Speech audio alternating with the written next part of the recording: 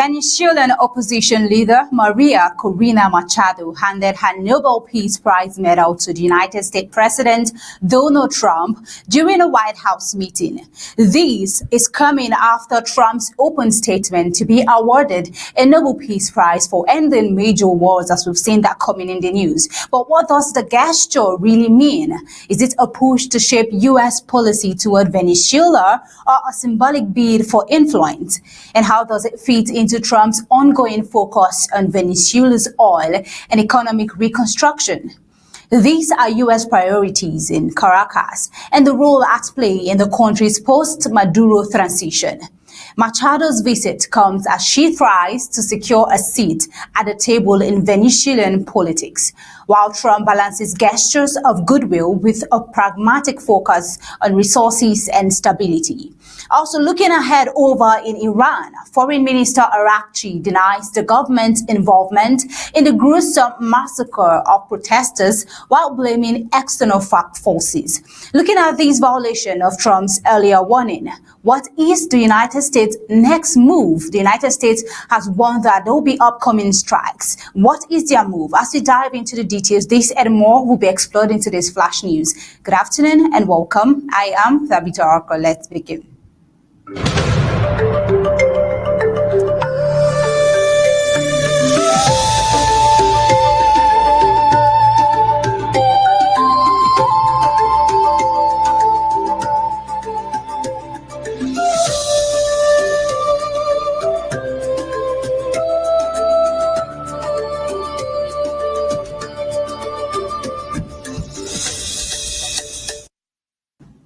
Venezuelan opposition leader Maria Corina Machado presented her Nobel Peace Prize medal to the United States President on Thursday during a White House meeting, a symbolic gesture aimed at influencing Washington's approach to Venezuela's political future. A White House official confirmed that Trump intends to keep the medal. Let's take a look.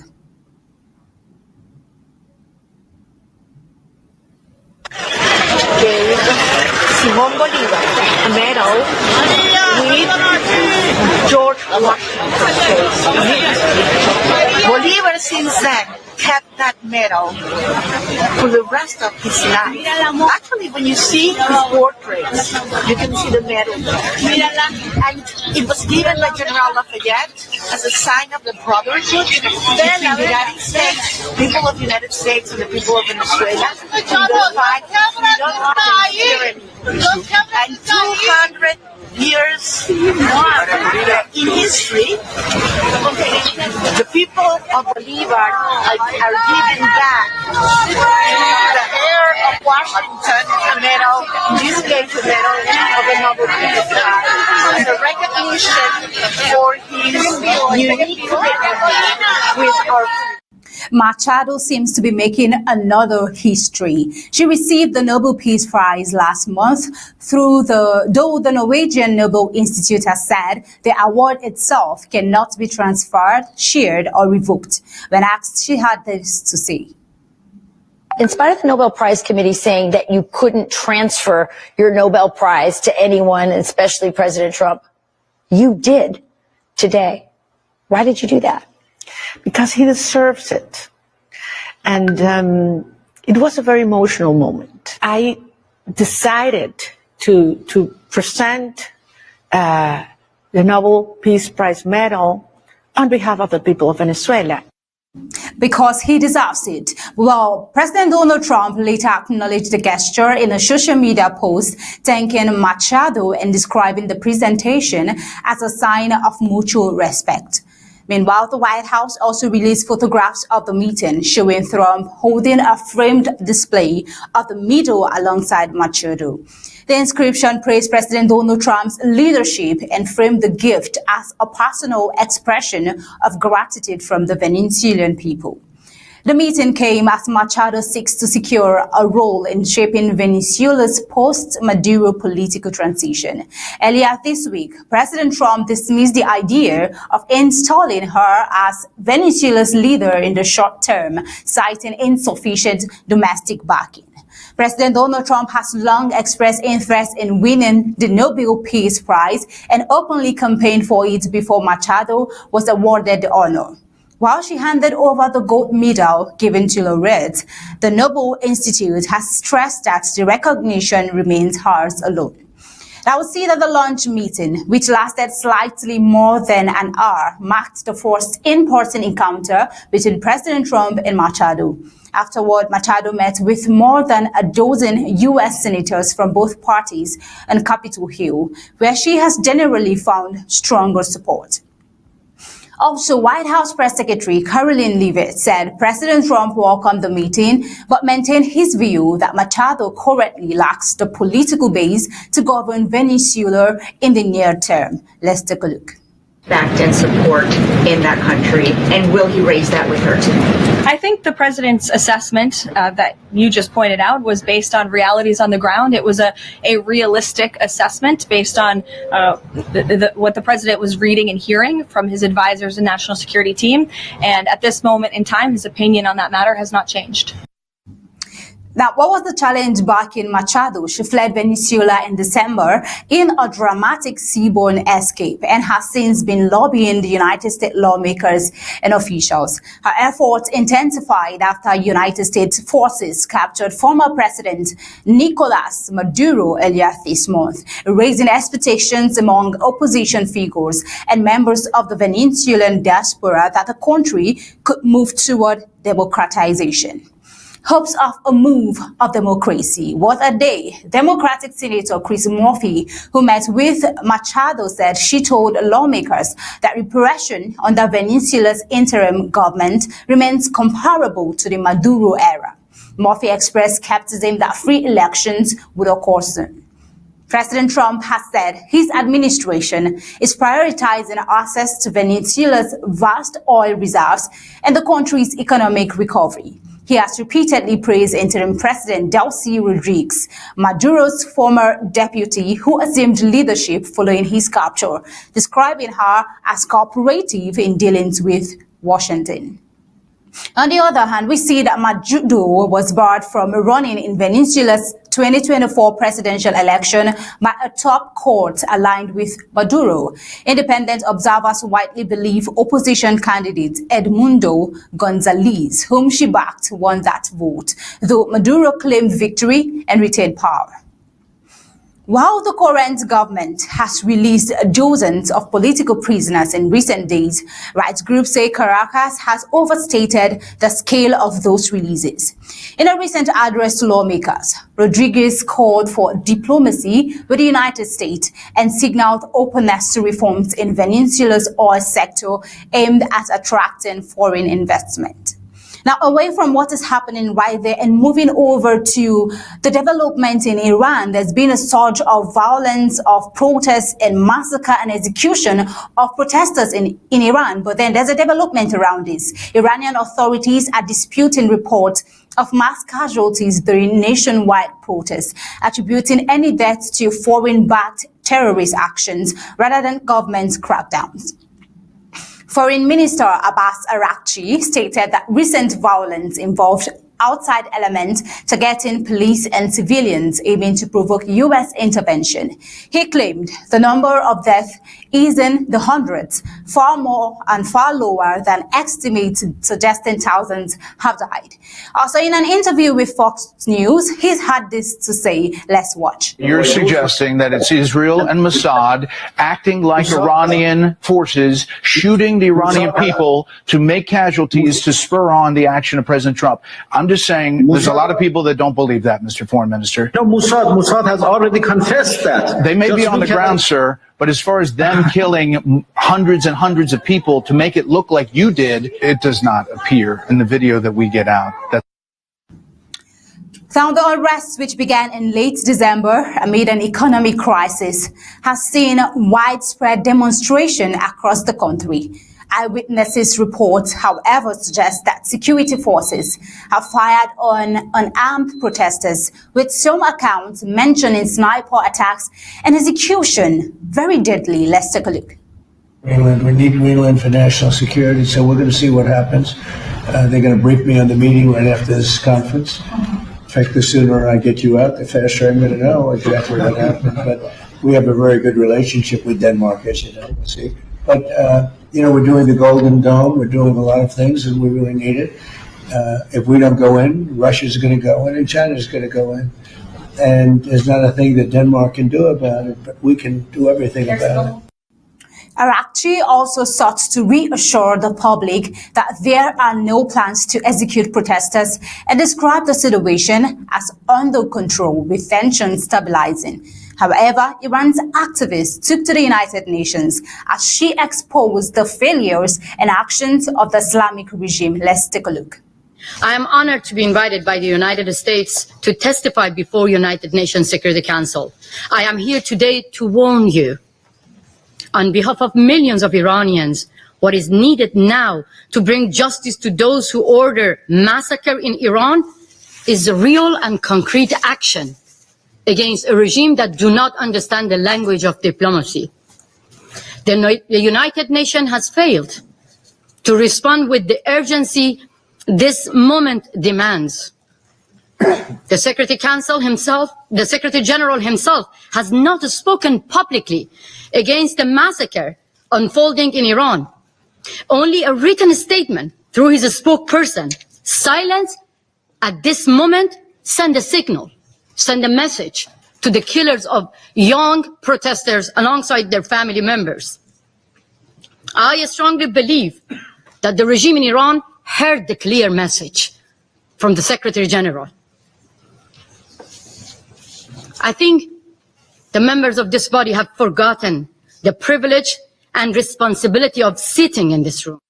Why the United Nations seems to be silent, the US seems not to be. The United States has indicated it may consider strikes if the violence continues, also stating full support for the Iranian people. Let's take a look. Donald J. Trump and the United States of America stands by the brave people of Iran. Period. And regardless of its excuses, and you will hear many today from the Iranian regime and from its friends, the regime is solely responsible for the economic misery of the Iranian people and the repression of their freedom, and they will be held accountable. Now, away from Iran and, of course, heading over to South Korea, a development has unfolded. A South Korean court on Friday sentenced former President Yoon to 5 years in prison for obstructing authorities investigating his failed attempt to impose martial law in December 2024. The Seoul Central District Court found Yoon guilty of mobilizing the Presidential Security Service to block the execution of an arrest warrant in Seoul as part of a criminal probe into the short-lived martial law declaration. Judges ruled that Yoon abused his authority by directing state security officials to act in his personal interest. The court also convicted the former president of fabricating official documents and bypassing legal procedures required to declare martial law, including failing to convene a formal cabinet meeting. Now, the verdict marks the first criminal ruling related to Yoon's martial law attempt, which lasted about 6 hours but triggered a political crisis and mass protests across the country. During the televised hearing, Yoon, who is 65 age, listened quietly as the ruling was read. He showed no visible reaction as the sentence was announced in a courtroom filled with supporters. One of his lawyers said Yoon would appeal the decision, arguing the ruling was politically motivated. Prosecutors declined to comment on whether they would also appeal. Yoon is currently being held at the Seoul Detention Center. Away from that, in a separate trial, prosecutors are seeking the death penalty, accusing him of masterminding an insurrection by attempting to impose military rule without legal justification and suspending parliament. Yoon has defended his actions, maintaining that he acted within his constitutional powers and said the declaration was intended to draw attention to what he described as legislative obstruction by opposition parties. Heavy security supporters gathered, also security around the court was tight, with police deployed across surrounding streets. A small group of supporters gathered outside the complex holding placards, accusing authorities of conducting a political witch hunt and insisting Yoon remained the legitimate president. Let's take a look.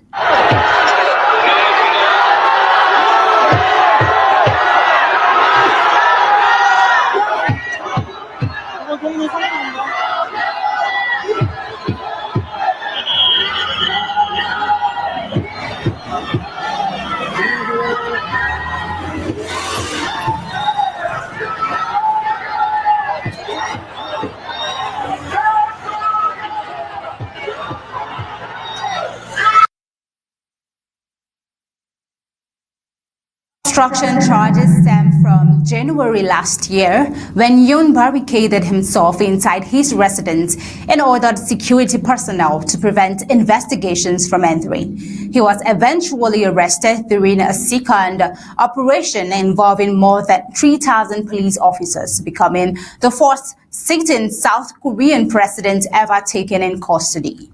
Parliament swiftly overturned Yoon's martial law decree and later impeached him with support from some members of his own Conservative Party. The Constitutional Court formally removed him from office in April, ruling that he had violated the duties of his position. While brief, Yoon's attempt to impose martial law sent shockwaves through South Korea, a key U.S. ally and Asia's fourth largest economy, long regarded as one of the region's most stable democracies. Yoon now joins a list of former South Korean presidents who have been convicted and imprisoned, underscoring the country's history of holding former leaders criminally accountable. Now, away from that and bringing you the recent tension we are having in Europe and over to Greenland. Looking over to Greenland, European countries began deploying small numbers of military personnel to Greenland as Denmark pressed ahead with plans for a larger and more permanent NATO presence. Following growing tensions after U.S. President Donald Trump renewed claims over the strategically important Arctic island. Take a look. Greenland is very important for the national security, including of Denmark. And the problem is not a thing that Denmark can do about it if Russia or China wants to occupy Greenland. But there's everything we can do. You found that out last week with Venezuela. There's everything we can do about things such as that. Not going to happen. We're not, I can't rely on Denmark being able to fend themselves off. They were talking about they put an extra dog, and they were serious about this. They put an extra dog sled there last month. They added a second dog sled. That's not going to do the trick. The deployment, intended to help Denmark prepare for upcoming military exercises, followed inconclusive talks with this week between officials from the United States, Denmark, and Greenland. European officials said the moves were a signal of support for Danish sovereignty after President Trump questioned Copenhagen's ability to defend its autonomous territory. President Trump has repeatedly argued that Greenland is vital to U.S. security because of its strategic location and mineral wealth, and has not ruled out using force to take control of the island. Denmark and Greenland have rejected the idea, insisting the territory is not for sale and warning that such a threat undermines stability in the Arctic. Denmark's Defense Minister Troels Lund Poulsen said planning was on the way for an expanded NATO presence across Greenland in 2026, though final troop numbers had yet to be determined. He said the build-up was meant to demonstrate that Arctic security was a collective NATO responsibility. Let's take a look. Now we are going to have a larger military footprint, and we are doing so because we believe it is the right thing to do. Also in relation to the need to have a greater degree of presence together with other NATO allies. This is also something that we have discussed continuously in NATO over the past 2 years, where I myself have strongly argued that NATO needs to take a greater interest in security to become a part of the NATO framework. Several European Union countries have backed Denmark, warning that any U.S. military move against NATO territory could severely damage the alliance. Security analysts said the European deployment served two purposes: to deter any unilateral action against Greenland and to address U.S. criticism by strengthening surveillance and defense capabilities on the island. Denmark currently has about 150 military and civilian personnel stationed at its joint Arctic Command in Greenland. Germany also, France, Sweden, Norway, Finland, and the Netherlands have confirmed they are sending personnel to prepare for larger military exercises later this year. In Nuuk, some residents expressed unease at a growing military presence, saying they hoped it would not become permanent. The White House said the European deployment would not affect President Trump's position on Greenland. U.S. officials described this week's meeting with Danish and Greenlandic representatives as productive, but maintained that Washington's long-term objective regarding the island remained unchanged.